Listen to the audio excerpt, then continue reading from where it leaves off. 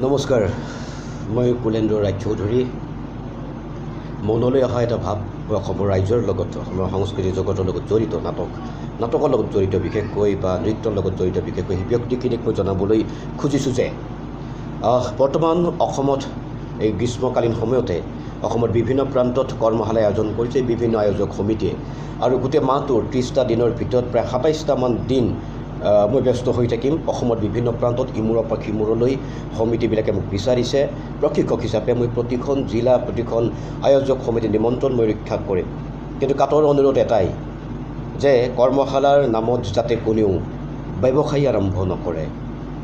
বিভিন্ন ঠাইত দেখিছোঁ বিভিন্ন মানুহে কৰ্মশালাক ব্যৱসায় হিচাপে লৈছে, আৰু সেইবোৰ কথা অকণমান আয়োজক সমিতিয়ে অকণমান গুৰুত্ব দিলে মই বেছি ভাল পাম। কাৰোবাক মাটি 10-15 হাজাৰ টকা দিয়াটো কিমান অযুক্তিকৰ, কাৰোবাক মাটি 10-12 হাজাৰ টকা দিয়াটো কিমান যুক্তিকৰ, কিমান অৰ্থহীন বা অৰ্থযুক্ত, সেই কথা আয়োজক সমিতি আৰু অসমৰ ৰাইজে গম পাব। গতিকে মই ভাবোঁ যে কৰ্মশালা কেতিয়াও ব্যৱসায় নহওক।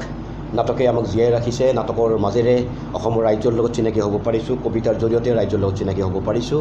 অসমৰ প্ৰতিগৰাকী ব্যক্তিয়ে ভাল পায়, অসমৰ প্ৰতিগৰাকী ব্যক্তিয়ে নিজৰ ল'ৰা ছোৱালীক আগুৱাই যোৱাৰ বাবে, অভিনয়ৰ দিশত আগবাঢ়ি যোৱাৰ বাবে নিজা অঞ্চলত আয়োজন কৰা কৰ্মশালাবিলাকত তেওঁলোকৰ নিজৰ ল'ৰা ছোৱালী সকলোক অংশগ্ৰহণ কৰিবলৈ তেওঁলোকে উৎসাহ যোগাইছে। আৰু সেই প্ৰতিখন জিলাত, মহকুমা, প্ৰতিখন গাঁৱত, প্ৰতিখন আয়োজক সমিতিয়ে যি নিমন্ত্ৰণ মোক দিছে সেই নিমন্ত্ৰণ মই ৰক্ষা কৰিম।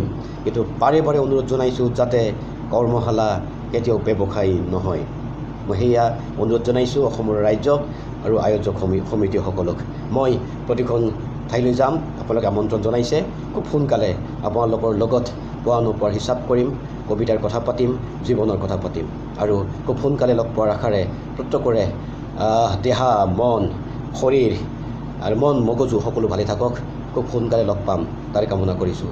শুভৰাত্ৰি।